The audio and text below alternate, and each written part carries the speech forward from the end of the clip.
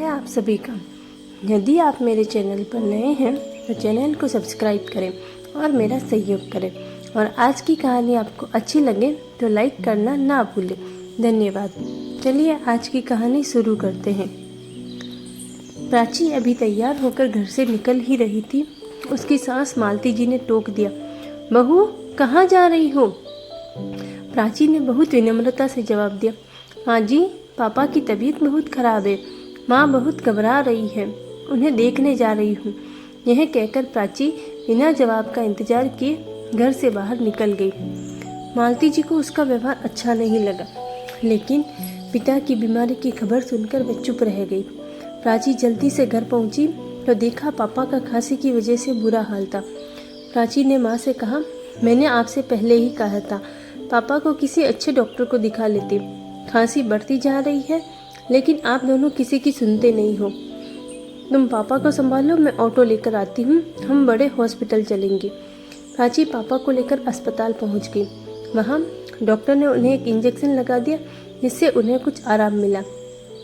Doctor ने प्राची से कहा, देखो अभी तो हम इन्हें एडमिट कर रहे हैं, कल इनके सारे टेस्ट करेंगे, इसके बाद ही ठीक से इलाज शुरू होगा।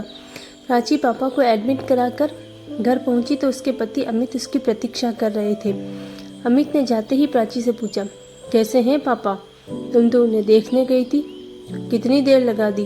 तुम्हें पता है ना, माँ से खाना नहीं बनता, आज सब भूखे बैठे हैं, कम से कम पापा को तो सोचती। अपने ही घर जाकर बैठ गई। यह सुनकर प्राची की आंखों से आंसू छलक उठे।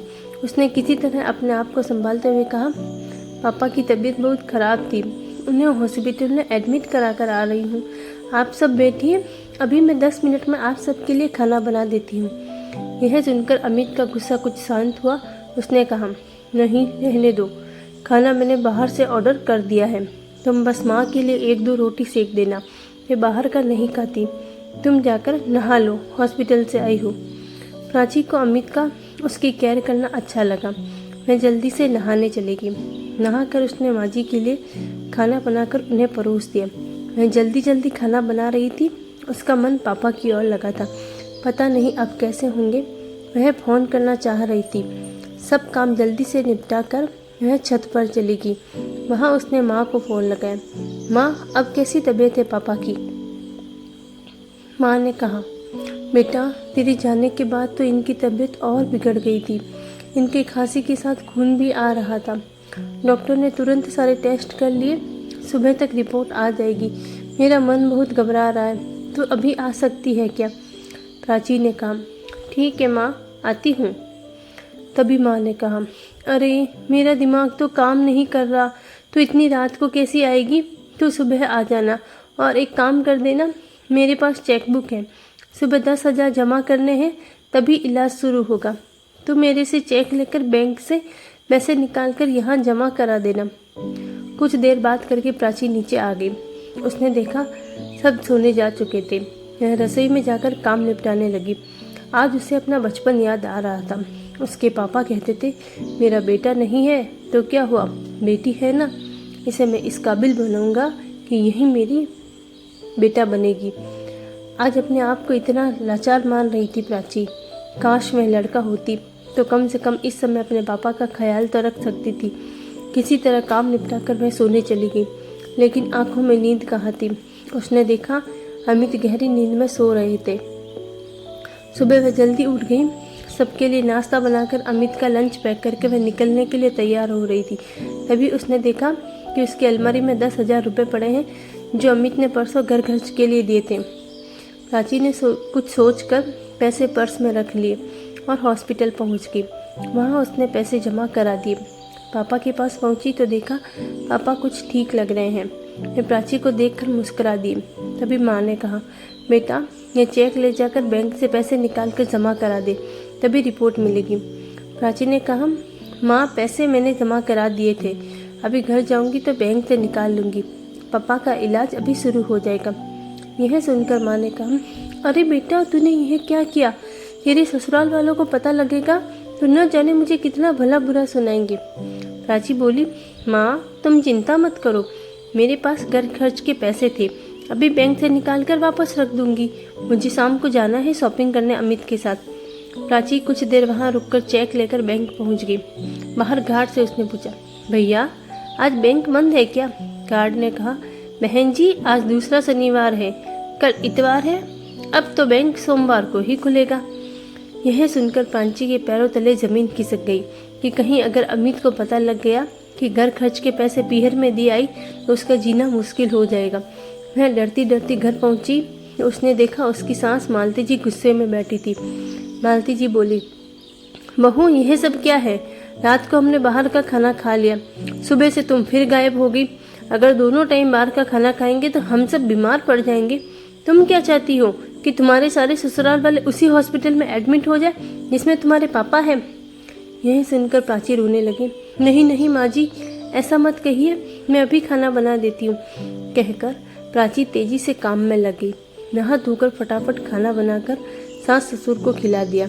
इधर उसे पापा की चिंता थी, उधर उसे अमित के गुस्से का डर, जब उसे पता लगेगा कि घर खर्च के पैसे मैंने कहीं और खर्च कर दिए। शाम को अमित ने आते ही शॉपिंग के लिए चलने को कहा। प्राची ने उसे कमरे में ले जाकर सारी बात बता दी। यह सुनकर अमित को बहुत गुस्सा आया। उसने कहा, यह अच्छा है, मैं इसीलिए बिना भाई की बहन से शादी नहीं करना चाहता था। आज वही हुआ जिसका डर था। मेरी कमाई अपने माता पिता पर लुटाती रहूं। यह सुनकर प्राची के सब्र का बांध टूट गया। उसने कहा, मैंने सिर्फ एक दिन के लिए पैसे लिए हैं, सोमवार को वापस कर दूंगी।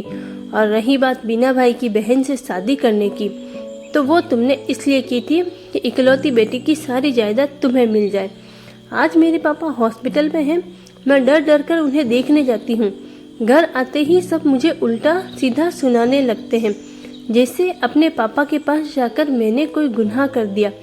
मैं अभी अपनी माँ के पास जा रही हूँ, अपने पापा को मैं अकेला नहीं छोड़ सकती। सोमवार को तुम्हें तुम्हारे पैसे मिल जाएंगे। तब अमित ने कहा, मैं भी देखता हूँ वे तुम्हें कब तक रखेंगे, अपने आप रोती हुई वापस आओगी। प्राची ने जवाब दिया, उसकी नौबत नहीं आएगी। मेरे पापा ने मुझे इतना काबिल बना दिया है कि मैं अपना और अपने माँ बाप का पालन पोषण अच्छे से कर सकूं। यह कहकर प्राची एक बैग में कपड़े लगाकर पीहर की ओर चल दी।